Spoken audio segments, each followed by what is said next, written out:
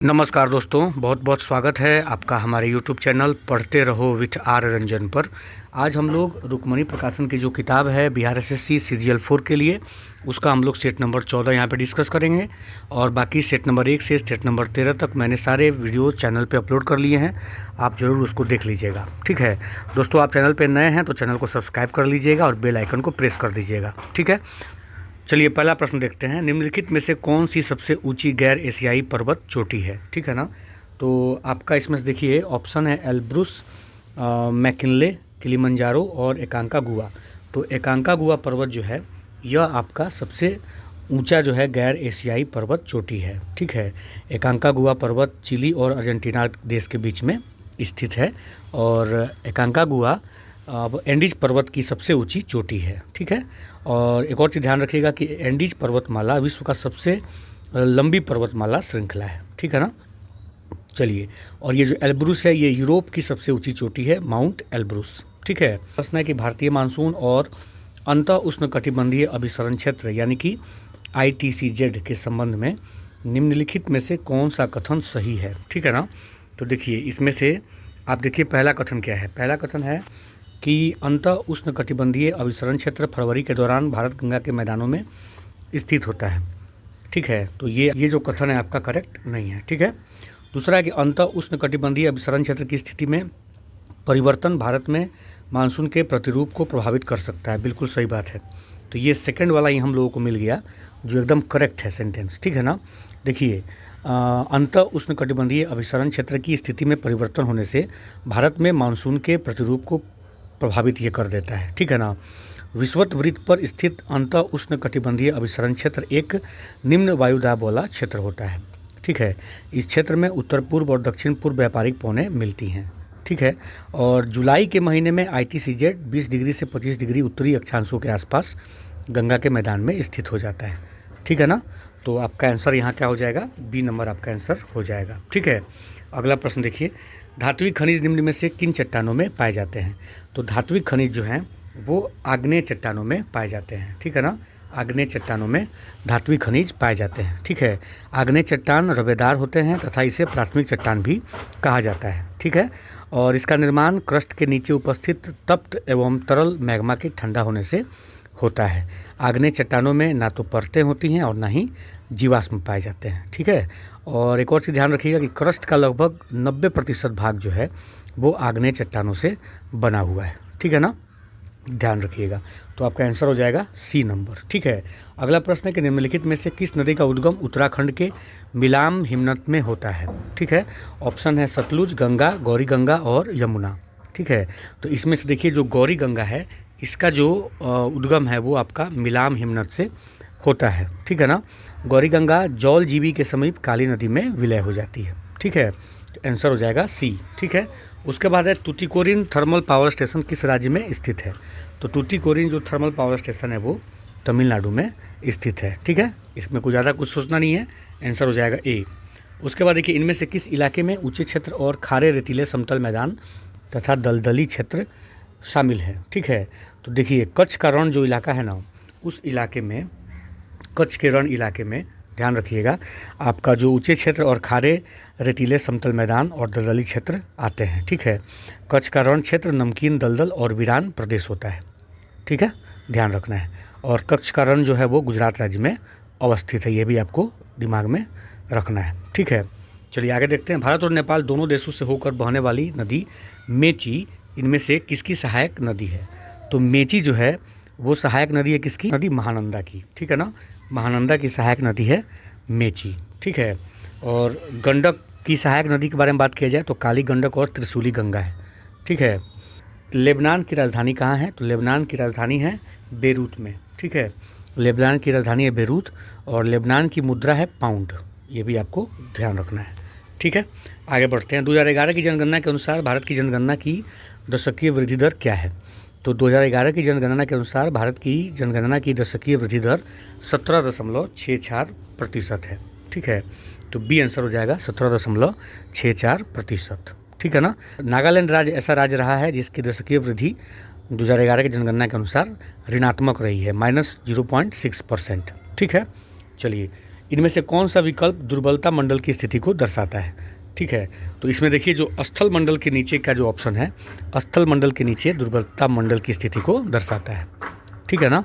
और मेंटल के ऊपरी भाग और क्रस्ट के निचले भाग को हम लोग दुर्बलता मंडल के नाम से जानते हैं। ठीक है। नीचे दिए गए लैंगिक संचारित रोगों में से एक को पहचानिए जो लैंगिक अंगों को विशिष्ट रूप से प्रभावित नहीं करता है। ठीक है ना। तो देखिए इसमें जो सिफिलिस है या जो गोनोरिया है या जो जनन मत्स्य है, ये सब आपको विशिष्ट अंगों को प्रभावित करते हैं। ठीक है, लैंगिक अंगों को प्रभावित करते हैं। लेकिन जो एड्स होता है, तो ये एड्स जो है आपका प्रतिरोधक क्षमता, जो हमारा शरीर का जो प्रतिरोधक तंत्र है उसी को नष्ट कर देता है। ठीक है ना। तो एड्स बीमारियों का एक समुच्चय है जो उन्नत HIV संक्रमण के परिणाम स्वरूप उत्पन्न होता है। बी आंसर हमारा हो जाएगा। उसके बाद देखिए मेंडल के स्वतंत्र अपव्यूहन का नियम उन जीन्स पर लागू होता है जो स्थित होते हैं। तो मेंडल का जो स्वतंत्र अपव्यूहन का नियम है वो उन जीन्स पर लागू होता है जो असमजात गुणसूत्रों पर स्थित होते हैं। ठीक है ना, असमजात गुणसूत्रों पर स्थित होते हैं, यानी कि ए आंसर हो जाएगा। ठीक है। स्वतंत्र अपव्यूहन के नियम के अनुसार जब 2 या 2 से अधिक लक्षण वंशागत होते हैं, व्यक्तिगत अनुवांशिक कारक युग्मक निर्माण के समय एक दूसरे से स्वतंत्र रूप से अपव्यहित होते हैं और साथ साथ रहने पर भिन्न लक्षण उत्पन्न करते हैं। ठीक है, तो ए आंसर हमारा हो जाएगा। ठीक है। उसके बाद देखिए अगला प्रश्न है कि एक लटकते कालीन को डंडे से पीटने पर उससे धूल के कणों का बाहर निकलना यह प्रक्रिया उपयुक्त उदाहरण है। ठीक है। तो एक लटकते कालीन को डंडे से पीटने पर उससे धूल के कणों का बाहर निकलना न्यूटन की गति के प्रथम नियम का उपयुक्त उदाहरण है। ठीक है। तो न्यूटन के गति का प्रथम नियम। ठीक है। आप जानते होंगे कि न्यूटन का जो गति का पहला नियम है वो क्या कहता है, उसको हम लोग जड़त्व का नियम भी कहते हैं। और वो कहता है कि प्रत्येक वस्तु अपनी स्थिर अवस्था या एक समान गति की अवस्था में तब तक बनी रहती है जब तक उसे किसी बाहरी असंतुलित बल द्वारा अवस्था परिवर्तन के लिए बाध्य न किया जाए। ठीक है ना। तो जब हम लोग कालीन को डंडे से पीटते हैं तो कालीन में कंपन उत्पन्न होता है जिससे उसमें स्थित धूल के कण जड़त्व के कारण बाहर की ओर आ जाते हैं। ठीक है, तो ए आंसर हमारा। चलिए अगला प्रश्न देखते हैं कि बर्नौली सिद्धांत आधारित है संरक्षण नियम पर। ठीक है, तो बर्नौली सिद्धांत ऊर्जा संरक्षण के सिद्धांत पर कार्य करता है। ठीक है ना, आंसर हो जाएगा हमारा बी। ठीक है। और बर्नौली का प्रमेय जो होता है उसका बहुत सारा अनुप्रयोग है, जैसे कि आप स्प्रे देखते होंगे तो स्प्रे इसी सिद्धांत पे काम करता है। एक संकरे छेद से हवा तेज़ी से प्रवाहित होती है जिससे वहाँ दाब कम हो जाता है और कम दाब के कारण तरल पदार्थ ऊपर उठता है और हवा के साथ मिलकर छोटी बूंदों में बिखर जाता है। ठीक है, तो ये आपको ध्यान रखना है। उसी तरह से जैसे कि हवाई जहाज़ के पंख की जो ऊपरी सतह होती है वो नीचे की सतह से अधिक घुमावदार बनाई जाती है। ऊपरी सतह पर हवा तेज़ी से बहती है जिससे वहाँ दाब कम हो जाता है और निचली सतह पर दाब अधिक होता है जिसके परिणाम स्वरूप ऊपर की ओर एक उत्थापक बल यानी कि लिफ्ट फोर्स उत्पन्न होता है जो हवाई जहाज़ को ऊपर उठाता है। ठीक है ना। चलिए आगे बढ़ते हैं हम लोग। नेक्स्ट अगला प्रश्न है कि सबसे अधिक ऋण विद्युतीय तत्व के बाह्यतम कोश का इलेक्ट्रॉनिक विन्यास क्या होगा। ठीक है, तो सबसे अधिक ऋण विद्युतीय तत्व के बाह्यतम कोश का जो इलेक्ट्रॉनिक विन्यास होगा वो 2s2 2p5। ठीक है ना, 2s2 2p5। ठीक है, 2s2 2p5। ठीक है, 2s2 2p5। ठीक है ना। और फ्लोरीन सर्वाधिक विद्युत ऋणात्मक तत्व होता है, ये भी आपको ध्यान रखना है। विद्युत ऋणात्मकता किसी तत्व का वह गुण है जिसके कारण वह एक इलेक्ट्रॉन या एक जोड़ी इलेक्ट्रॉन को अपनी ओर आकर्षित करने की क्षमता रखता है। ठीक है, चलिए आगे बढ़ते हैं हम लोग नेक्स्ट क्वेश्चन की तरफ। अपक्षय की प्रक्रिया के दौरान सर्वाधिक स्थायी खनिज कौन सा है। ठीक है ना। चलिए अगला प्रश्न देखते हैं कि अपक्षय की प्रक्रिया के दौरान सर्वाधिक स्थायी खनिज कौन सा है। तो अपक्षय की प्रक्रिया के दौरान सर्वाधिक स्थायी खनिज है क्वार्ट्ज है। ठीक है ना, क्वार्ट्ज जो है वो आपका सर्वाधिक स्थायी खनिज है। ठीक है, ए आंसर हमारा हो जाएगा। ठीक है। और तापमान और आर्द्रता जैसे मौसमी कारकों के प्रभाव से चट्टानों के विघटन और वियोजन की प्रक्रिया को अपक्षय कहते हैं।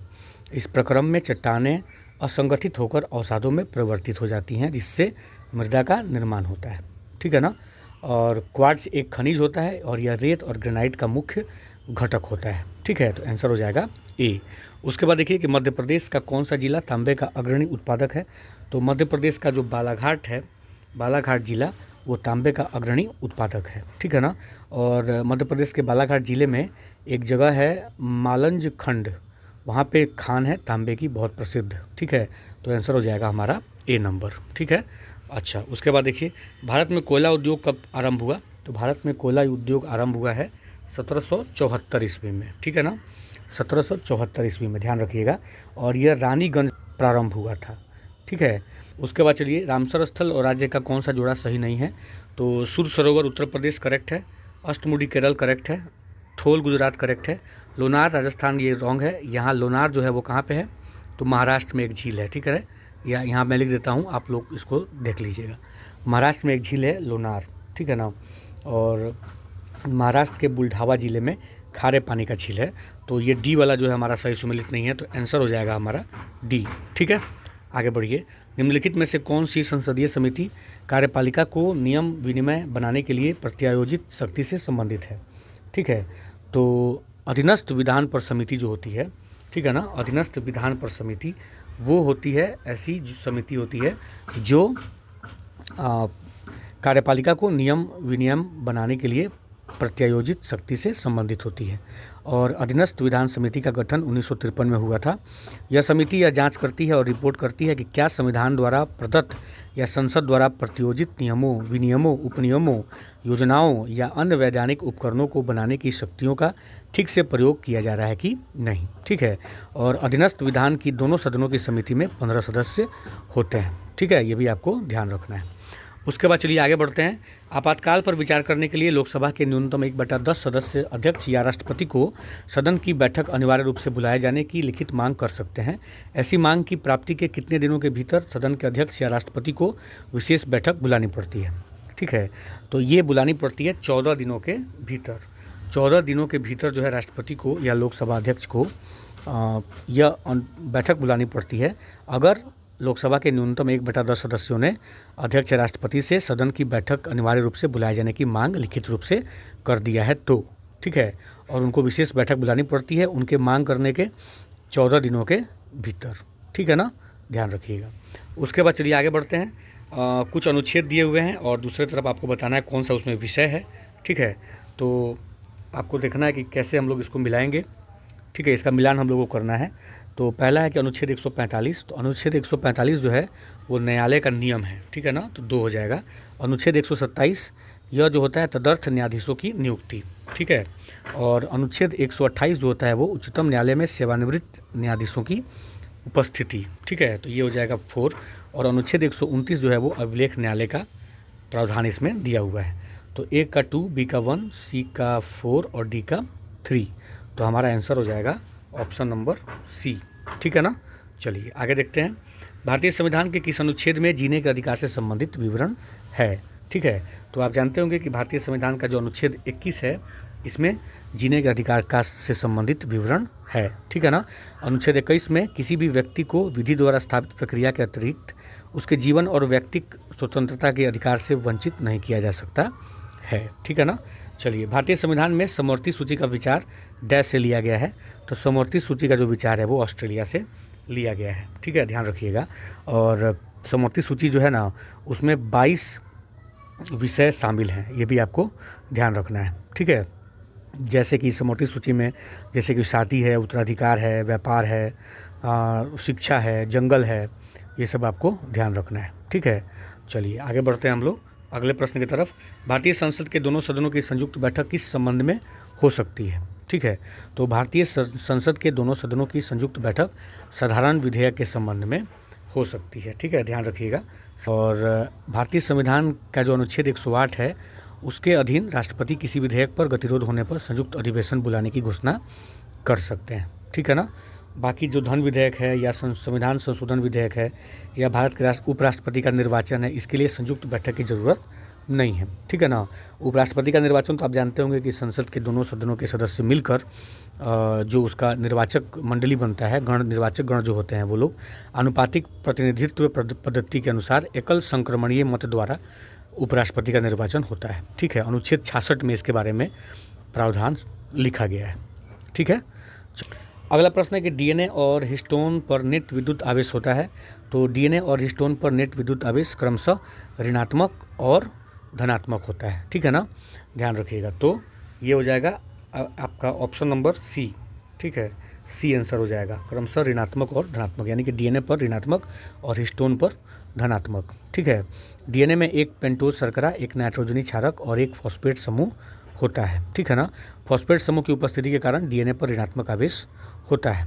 ठीक है, और हिस्टोन में लाइसिन और आर्जिनिन अमीनो अम्लों की अधिकता होती है जिन पर धनात्मक आवेश होता है, अतः हिस्टोन जो है वो धन आवेशिक होता है। ठीक है, प्रश्न है कि सिकल सेल एनीमिया से पीड़ित व्यक्ति में क्या होता है। ठीक है, तो सिकल सेल एनीमिया से पीड़ित व्यक्ति में मलेरिया होने की अधिक संभावना होती है, जी नहीं।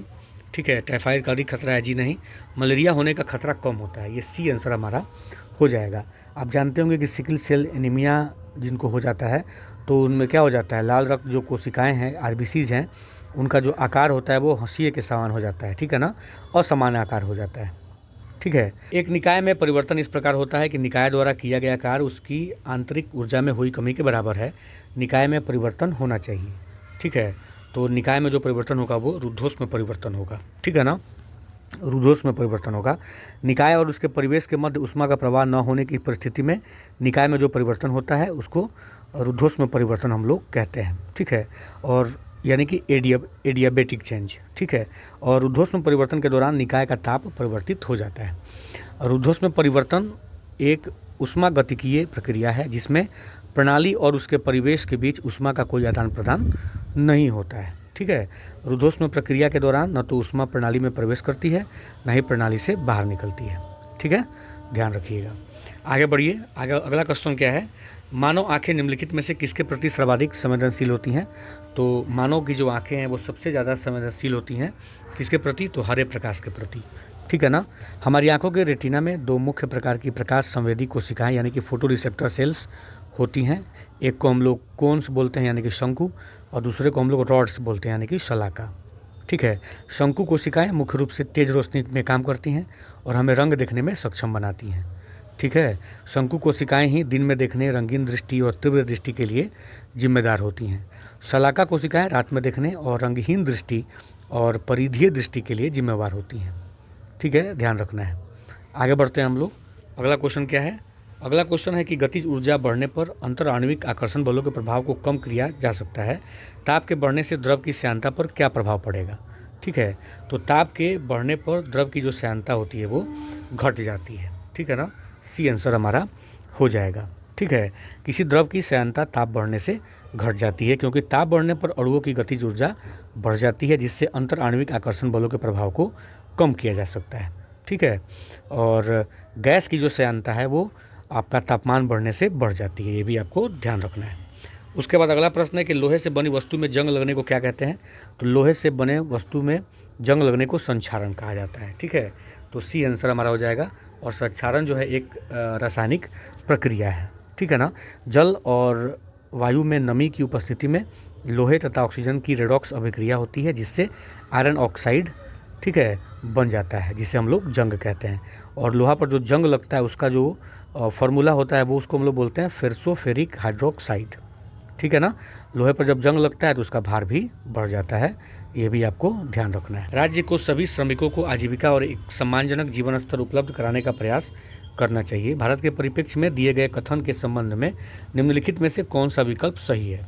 ठीक है, तो इसमें से जो विकल्प नंबर बी है वो देखिए आपका सही है। संविधान के 43वें अनुच्छेद में इसका उल्लेख किया गया है। ठीक है ना, अनुच्छेद 43 में राज्य को निर्देश दिया गया है कि शिष्ट जीवन जीने के लिए उचित निर्वहन योग्य मजदूरी, सामाजिक सांस्कृतिक जीवन जीवन के लिए अवकाश का उचित प्रबंध कर्मकारों के लिए करें तथा लघु कुटीर उद्योगों को प्रोत्साहन के लिए कार्य करें।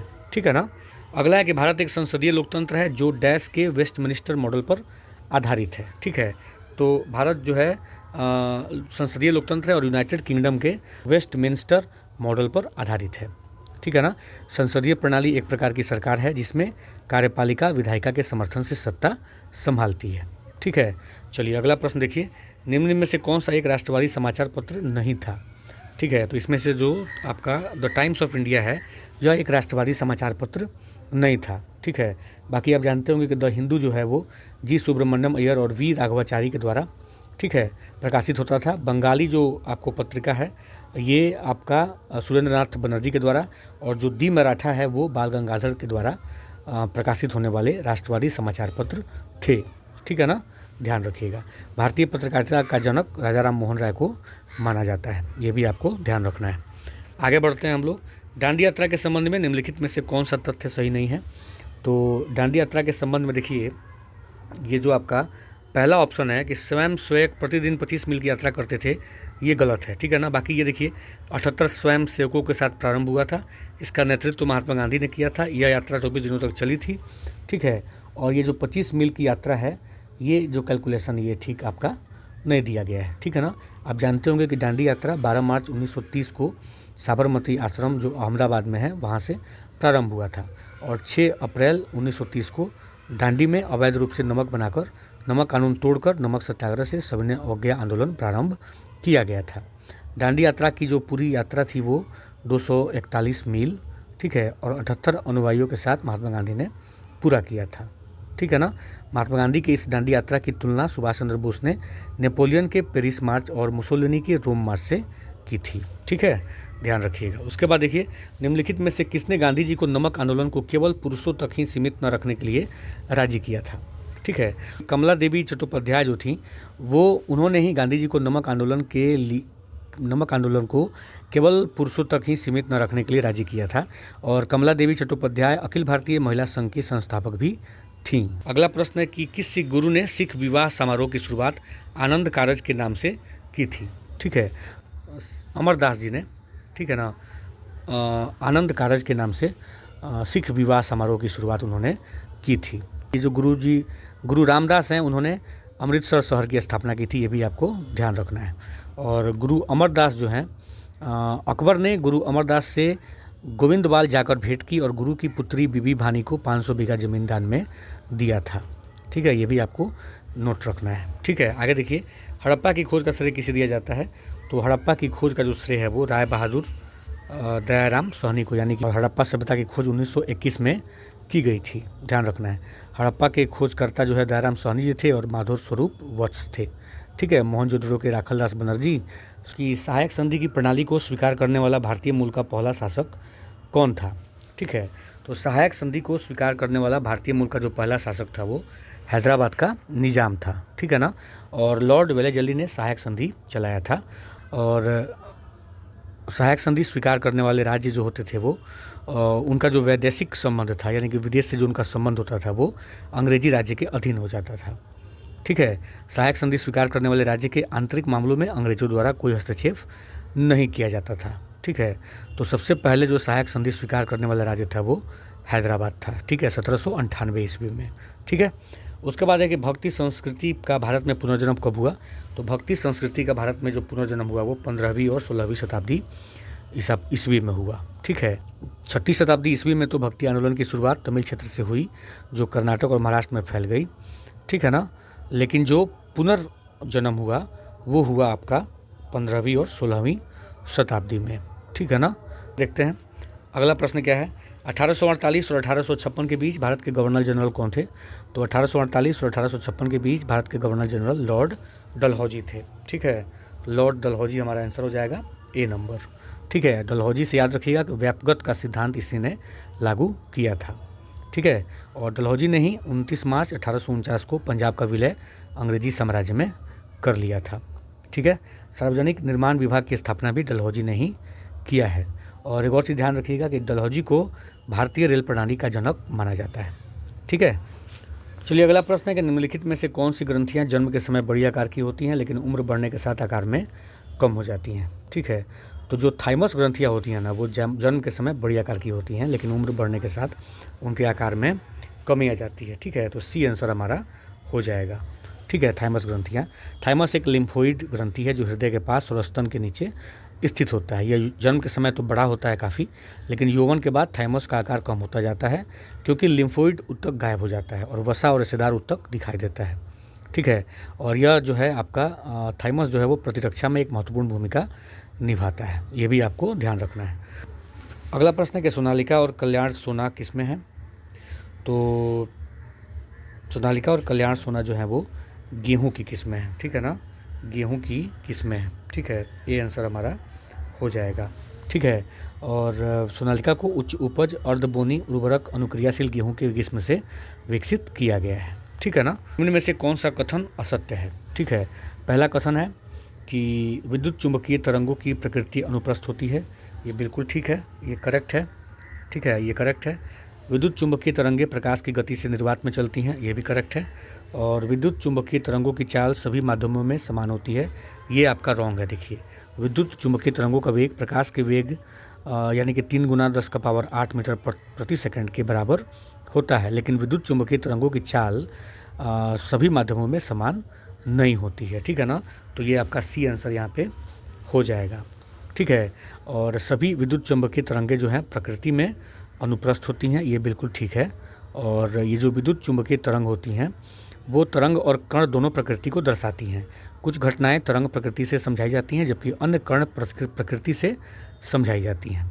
ठीक है, इलेक्ट्रोमैग्नेटिक वेव्स यानी कि विद्युत चुंबकीय जो तरंगें होती हैं परावर्तन, अपवर्तन, विवर्तन और ध्रुवीकरण जैसी तरंग घटनाओं को प्रदर्शित करती हैं।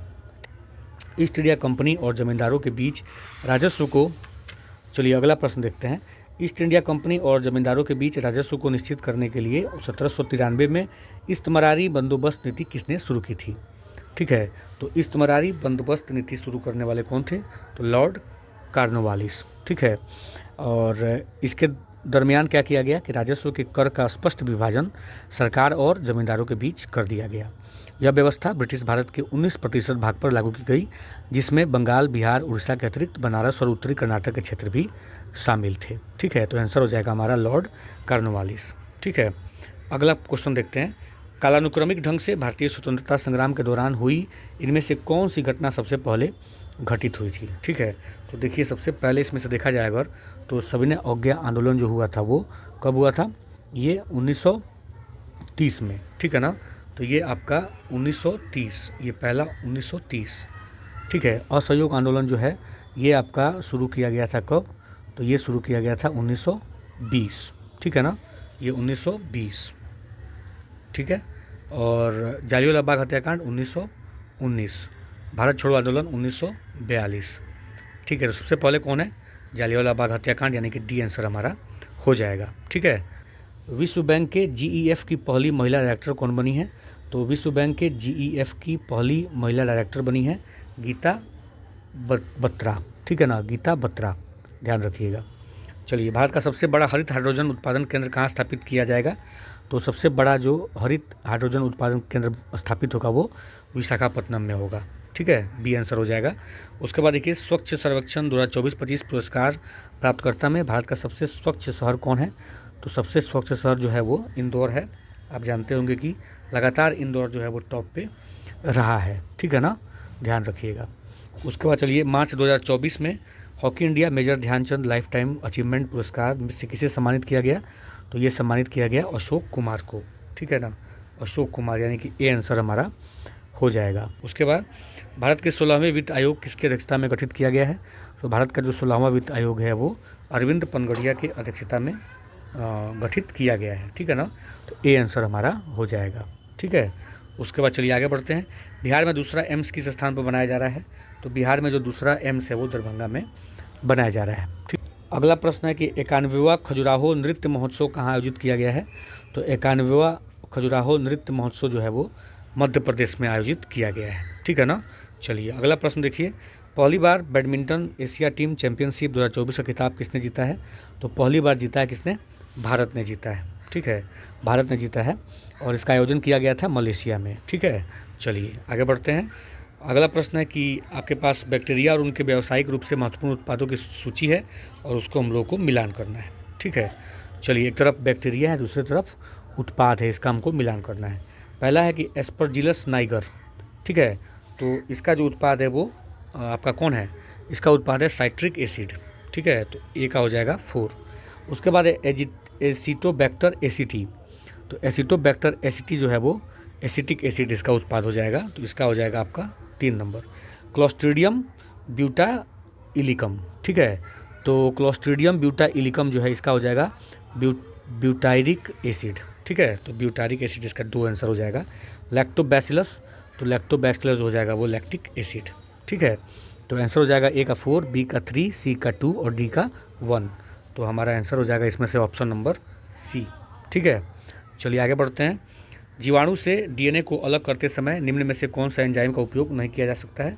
तो इसमें से अलग करने के समय हम लोग जो है डीऑक्सी राइबोन्यूक्लिक एंजाइम का उपयोग जीवाणु से डीएनए को अलग करने की प्रक्रिया में नहीं किया जाता है। ठीक है, तो डीऑक्सी राइबोन्यूक्लियेज आंसर हमारा हो जाएगा। ठीक है ना। चलिए आगे देखते हैं कि जब अप्रगामी तरंगें स्थापित की जाती हैं तब क्या हो जाता है। तो जब अप्रगामी तरंगों को स्थापित किया जाता है तो पथ पर ऊर्जा स्थानांतरण शून्य हो जाता है। ठीक है ना, पथ पर ऊर्जा स्थानांतरण शून्य हो जाता है, यानी कि बी हमारा आंसर हो जाएगा। ठीक है, चलिए आगे देखते हैं। एक द्रव अस्तित्व में हो सकता है केवल, तो एक द्रव जो है वो अस्तित्व में हो सकता है क्वथनांक और गलनांक के बीच। ठीक है, क्वथनांक और गलनांक के बीच हो सकता है। ठीक है ना, एक पदार्थ अपने गलनांक के ऊपर तथा क्वथनांक के नीचे तरल रूप में होता है। ठीक है, चलिए आगे बढ़ते हैं। मार्च 2025 में अंतर्राष्ट्रीय न्यायालय का नया अध्यक्ष किसे नियुक्त किया गया है। तो मार्च 2025 में अंतर्राष्ट्रीय न्यायालय का जो अध्यक्ष चुना गया वो यूजी इवासावा को नियुक्त किया गया है। ठीक है, यूजी इवासावा। ठीक है, चंद्रमा पर पहुंचने वाली दुनिया की पहली निजी कंपनी कौन बनी है। तो चंद्रमा पर पहुंचने वाली दुनिया की पहली निजी कंपनी इंट्यूसिव मशीन्स बनी है। ठीक है, इंट्यूसिव मशीन्स। ठीक है ना, आगे बढ़िए। वर्ष 2014 में निम्न में से किस भाषा को शास्त्रीय भाषा घोषित किया गया था। तो वर्ष 2014 में शास्त्रीय भाषा घोषित किया गया था किसको। तो वर्ष 2014 में शास्त्रीय भाषा उड़िया भाषा को शास्त्रीय भाषा का दर्जा दिया गया था। ठीक है ना। वर्तमान में 11 शास्त्रीय भाषाओं को संविधान की 8वीं अनुसूची में सूचीबद्ध किया गया है, जैसे कि तमिल, संस्कृत, कन्नड़, तेलुगु, मलयालम, उड़िया। ठीक है, ध्यान रखिएगा। और केंद्रीय मंत्रिमंडल ने 3 अक्टूबर 2024 को मराठी, बंगाली, असमिया, पाली और प्राकृत को शास्त्रीय भाषा का दर्जा देने की मंजूरी दी थी। ये भी आपको ध्यान रखना है। भारत में न्यूनतम आवश्यकता कार्यक्रम 5वीं पंचवर्षीय योजना के डैश वर्ष में शुरू किया गया था। ठीक है, तो 5वीं पंचवर्षीय योजना के पहले ही वर्ष में न्यूनतम आवश्यकता कार्यक्रम की शुरुआत कर दी गई थी। 5वीं पंचवर्षीय योजना 1974 से 1978 तक चली है। ठीक है ना, ध्यान रखना है। जब सामान्य ब्याज दर बहुत कम स्तर पर पहुंच जाती है तो निम्नलिखित में से कौन सा कथन सही होगा। तो जब सामान्य ब्याज दर बहुत कम स्तर पर पहुंच जाती है तो अधिकांश लोग भविष्य में ब्याज दर बढ़ने की उम्मीद करते हैं। ठीक है ना, तो आंसर हमारा जो होगा वो ए आंसर हमारा हो जाएगा। जमा किए गए, उधार दिए गए या उधार लिए गए किसी धन पर प्रत्येक अवधि में जिस दर से ब्याज लिया या दिया जाता है उसे ब्याज दर कहते हैं। हेमिस पर्व मुख्य रूप से कहाँ मनाया जाता है। तो हेमिस पर्व मुख्य रूप से लद्दाख में मनाया जाता है, तो आंसर हमारा ए हो जाएगा। ठीक है, उसके बाद है कि जापान देश की मुद्रा क्या है। तो आप जानते होंगे कि जापान देश की जो मुद्रा है वो क्या होती है, एन होती है। ठीक है, जापान देश की मुद्रा एन होती है। ठीक है ना। चलिए आगे देखिए। द एंड ऑफ इमेजिनेशन नामक पुस्तक का लेखन किसने किया है। तो द एंड ऑफ इमेजिनेशन का जो लेखिका है वो अरुंधति रॉय है। ठीक है, अरुंधति रॉय। राष्ट्रीय अंधता एवं दृश्य हानि नियंत्रण कार्यक्रम किस वर्ष शुरू किया गया था। तो राष्ट्रीय अंधता दृश्य हानि नियंत्रण कार्यक्रम 1976 में शुरू किया गया था। ठीक है, 1976 में इसको शुरू किया गया था। गोल्डन राइस क्या है। तो गोल्डन राइस ट्रांसजेनिक चावल है जिसमें बीटा कैरोटीन के लिए एक जीन होता है। ठीक है ना, तो ये आंसर हमारा क्या हो जाएगा इसमें। गोल्डन राइस क्या है, सी नंबर हमारा आंसर हो जाएगा। गोल्डन राइस एक नए प्रकार का चावल है जिसमें बीटा कैरोटीन होता है। यह शरीर द्वारा आवश्यकता अनुसार विटामिन ए में परिवर्तित होता है और अनाज को अपना सुनहरा रंग देता है। ठीक है, सी आंसर हमारा हो जाएगा। जीवमंडल है। तो जीवमंडल क्या है। तो जीवमंडल जो है आपका पृथ्वी को घेरने वाली 4 परतों में से एक पृथ्वी पर मौजूद सभी जीवित जीवों से बना है जो उनके भौतिक वातावरण के साथ परस्पर क्रिया करते हैं। ठीक है, तो डी आंसर हमारा, आसान सा प्रश्न है, डी आंसर हमारा हो जाएगा। उसके बाद उष्मा गति की मापक्रम निर्भर है। तो उष्मा गति की मापक्रम निर्भर होती है कार्नो इंजन पर। ठीक है ना, कार्नो इंजन पे निर्भर करती है। ठीक है, कार्नो इंजन एक आदर्श उष्मा इंजन है जिसे फ्रेंच वैज्ञानिक सादी कार्नोट ने प्रस्तावित किया। यह उष्मा इंजनों की अधिकतम दक्षता को दर्शाने के लिए एक सैद्धांतिक मॉडल है। ठीक है, अंतिम प्रश्न देखिए कि बफर विलयन की अम्लीयता तथा क्षारकता स्थिर होती है क्योंकि। तो बफर विलयन की अम्लीयता और क्षारकता स्थिर होती है क्योंकि ये अम्ल अथवा क्षारक मिलाने पर अभिक्रिया करके अनआयनीकृत अम्ल और क्षार देते हैं। ठीक है, तो ए आंसर हमारा हो जाएगा। ठीक है ना, तो ये रहा दोस्तों आपका सेट नंबर 14। पूरा इसको रिवीजन कीजिए, बार बार देखिए, और अगर पसंद आया हो मेरा प्रयास आपको तो ज़रूर वीडियो को लाइक कीजिएगा, चैनल को सब्सक्राइब कर लीजिएगा और बाकी अपने दोस्तों तक भी इसको शेयर कर दीजिएगा। ठीक है ना, मैं फिर हाजिर हो जाऊंगा सेट नंबर 15 के साथ। तब तक मन लगा के पढ़ते रहिए। बहुत बहुत धन्यवाद।